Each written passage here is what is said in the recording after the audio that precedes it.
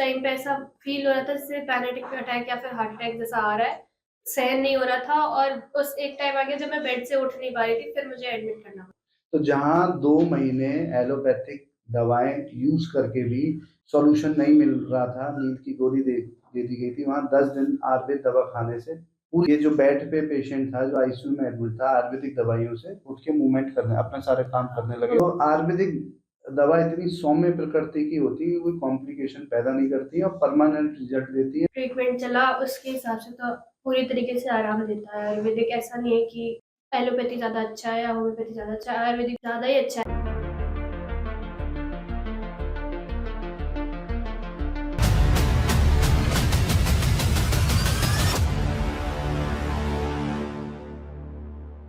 नमस्कार, जय धन्वंतरी। आज हमारे सामने बैठे हुई हैं हमारी भाभी जी, जिनको सब वृंदावन का पूरा ब्रज जानता है, पीजीपी से भी जुड़ी हुई है और बहुत ज़्यादा एक्टिव हैं। कुछ दिन पहले की बात है कि फ़ोन आया कि बेटी को कुछ कष्ट है और शरीर में दर्द है, पेट में दर्द है, चेस्ट में दर्द है और सारे इलाज इन्होंने करा दिए थे। तो जानते हैं कि आयुर्वेदिक दवा से जो एक भ्रांति है कि बड़े हल्के काम करती है और बहुत समय ले लेती है, तो जानते हैं कि आयुर्वेदिक दवा ने क्या इन पर असर किया कि दोबारा ये आए हुए हैं बस खुशी-खुशी बताने के लिए। आपका क्या नाम है? झिलमिल। क्या परेशानी थी? मेरे पहले जब फर्स्ट टाइम दर्द हुआ था तो पेट में दर्द था और जी घबराने लगा। पहले दिन ऑफ़िस में बैठी थी, मैं जस्ट लंच ही किया था। उस टाइम पे ऐसा फ़ील हो रहा था जैसे पैनिक अटैक या फिर हार्ट अटैक जैसा आ रहा है, तो मैं घर चली गई। उसके बाद धीरे-धीरे करके रोज़ खाने के साथ मेरा दर्द बहुत बढ़ गया। छाती में पूरे में दर्द फैल गया, हाथों में फैल गया, पूरी चेस्ट में और हाथ में इतना दर्द था कि सहन नहीं हो रहा था और उस एक टाइम आ गया जब मैं बेड से उठ नहीं पा रही थी, फिर मुझे एडमिट करना पड़ गया। तो आपने एडमिट होने के लिए मॉडर्न डॉक्टर्स के पास में हाँ, आप गए। उसके पहले जब ये एडमिट करा था, उसके पहले इसके ब्लड टेस्ट सारे हो चुके थे। इको ईसीजी हो गया था क्योंकि चेस्ट में पेन था। तो इको ईसीजी बिल्कुल नॉर्मल आया और सारे blood test A to Z बहुत सारे ब्लड टेस्ट हो गए थे। हर वो लेकिन बीमारी का सब कुछ ब्लड नॉर्मल टेस्ट। था। कितने दिन फिर आप परेशान रहे इस सिम्पटम्स के साथ में, एडमिट होने के बावजूद भी? 1 महीने तक चला था पूरा। अच्छा, 1 महीना मतलब ठीक होते-होते तो 2 महीने लग गए फिर। अच्छा, मतलब ये 1 महीने तक पेन से हाँ, अ, 1 महीने तक बहुत पेन रहा। बहुत ज़्यादा पेन रहा और उसके बाद में फिर मेरे पास आए तो मैंने क्या डायग्नोसिस की? मैंने तो कोई जाँच कराई नहीं, मुझे लगता है। जाँच तो नहीं कराई थी, आपने तो वैसे ही नब्स वगैरह जो आपने देख ऐसे के करके देखा था। क्या बताया? आपने सूजन बताई थी अंदर। अच्छा। चेस्ट में पेट में सूजन है हुँ। और पित्त बढ़ा हुआ है। एक्चुअल में हम जब इलाज करते हैं तो हमें दोष देखने होते हैं और आयुर्वेद बहुत ईज़ी है। अगर थोड़ा समझ में आ जाए तो डायग्नोसिस बनाना बहुत ईज़ी है। जहाँ इनके बहुत सारे ब्लड टेस्ट हो गए, ईसीजी, इको सब कुछ हो गया, कोई डायग्नोसिस नहीं बन पाई। वहाँ आयुर्वेद से केवल दोष देख के ही डायग्नोसिस। मैंने इनको बोला कि आपके शरीर में पित्त बढ़ा है, कफ भी कुछ बोला था, कफ भी बढ़ा है। हाँ, कफ ने आवृत कर लिया इसलिए स्वेलिंग आ रही है, ऐसा बोला होगा कि सूजन आ रही है। अच्छा, फिर आपने दवा खाई आयुर्वेद की, प्योर आयुर्वेद खाई है, हमने कुछ एलोपैथिक भी दिया आपको? नहीं। कोई एंटीबायोटिक दिया? नहीं। अच्छा, दूसरी भ्रांति ये है कि जब भी किसी को कोई कष्ट होता है, कोई दर्द होता है, तो एक सबसे पहले डॉक्टर बोलता है इन्फेक्शन हो गया और एंटीबायोटिक चालू हो जाती है। इन्फेक्शन का नाम सुन के हम डर जाते हैं कि कहीं पूरी बॉडी में ना फैल जाए, लेकिन ये जान के बड़ा आश्चर्य होगा, 99% को पेशेंटों को इन्फेक्शन ही नहीं होता। Misuse of antibiotic, misuse of मतलब गलत उनको सलाह देने का ये 99% है। इसको भी एंग्ज़ायटी बता रहे थे। अच्छा, स्ट्रेस एंग्ज़ायटी बता रहे थे और वो डिप्रेशन की दवाइयाँ दी गई थी, तो वो हमने दी नहीं। अच्छा, दूसरा स्टेप यही होता है, पहला होता है इन्फेक्शन, फिर खूब कोर्स कराए जाते हैं हाई एंटीबायोटिक्स के, जो आपके साथ हुआ होगा मुझे नहीं मालूम। कई बार एंटीबायोटिक चेंज हुई होगी। जब आराम नहीं मिलता तो फिर ये बोल दिया जाता है कि आपको डिप्रेशन है, एंग्ज़ायटी है और आपकी मानसिक बीमारी है कुछ नहीं, क्योंकि ब्लड टेस्ट में शायद ऐसे ही कुछ बोला होगा। ये दूसरा हर एक के साथ हो रहा है, ऐसा नहीं इनके साथ में हुआ है। दिया भी था उन्होंने मुझे बहुत heavy dose of antidepressant दे दिया था। मैं 3 दिन तक सिर्फ सोई।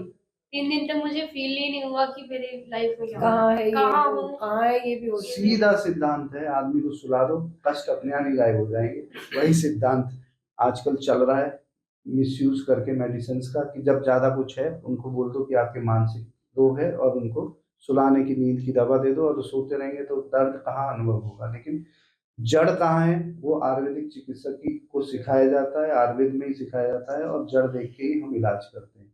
बहुत ज़्यादा इन्वेस्टिगेशन की आवश्यकता नहीं पड़ती है, कुछ बुद्धि विवेक का इस्तेमाल करके और आयुर्वेद के जो तथ्य हैं, मूल तथ्यों को जान के हम इलाज करते हैं। और उससे कितने दिन में फायदा हो गया इसको? आपकी दवाई से तो 10 दिन में ये उठ के चलने फिरने लग गई थी और बिल्कुल जो बेड पे पड़ी थी उठ ही नहीं पा रही थी और पूरी रात इसको नींद नहीं आ रही थी दर्द के मारे।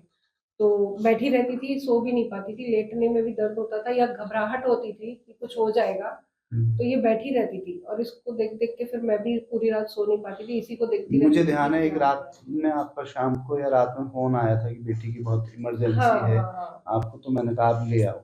तो जहाँ 2 महीने एलोपैथिक दवाएं यूज करके भी सॉल्यूशन नहीं मिल रहा था, नींद की गोली दे दी गई थी, वहाँ 10 दिन आयुर्वेद दवा खाने से ये जो बेड पे पेशेंट था, जो आईसीयू में एडमिट था, आयुर्वेदिक दवाइयों से उठ के मूवमेंट करने, अपने सारे काम करने लगे और धीरे धीरे धीरे जो दोष बढ़े हुए थे वो समाप्त हो हाँ गए।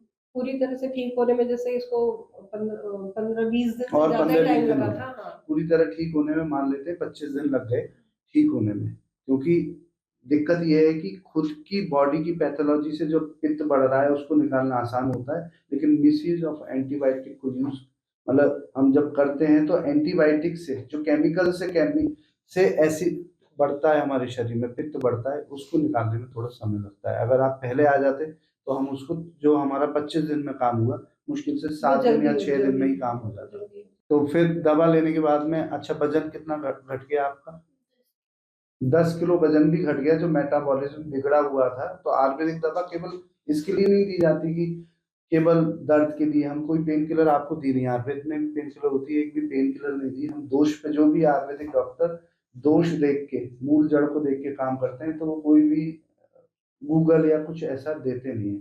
सिंपल औषधियां हैं, वो औषधियां यूज करते हैं, जब बॉडी को नॉर्मल करते हैं तो मेटाबॉलिज्म ठीक होता है और उसके बाद में 10 किलो वजन भी आपका घट गया।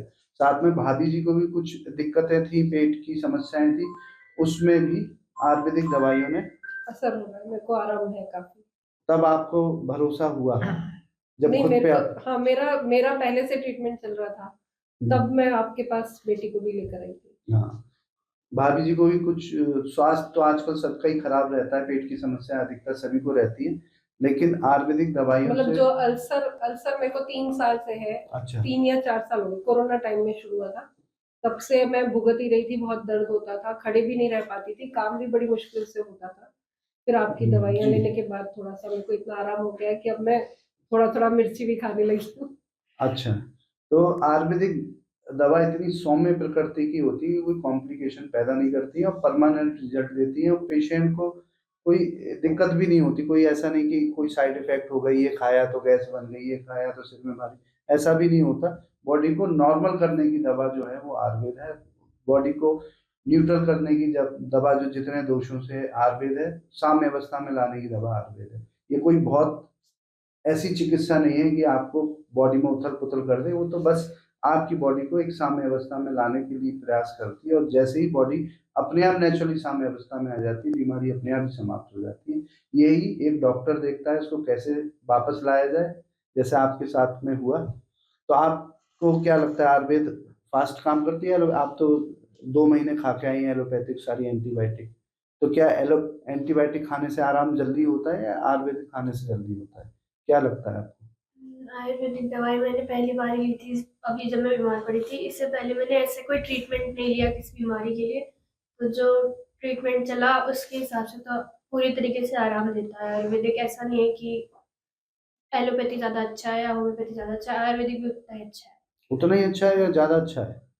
ज़्यादा ही अच्छा है, अभी तो मेरे लिए ज़्यादा ही अच्छा इफेक्टिव था, क्योंकि और कोई मेडिसिन काम अभी नहीं भी कर थोड़ा रही थी। भरोसा जमने में थोड़ा समय लगेगा, भारत की धरती है ये। फिलहाल जो भारत की धरती पे आयुर्वेद यहीं से जन्मा है, लेकिन कुछ बीच में ऐसी चीजें आ गई कि हमें हमारे ब्रेन को भरोसा करने में थोड़ा समय लगता है कि आयुर्वेद जल्दी काम करता है और जड़ से काम करता है।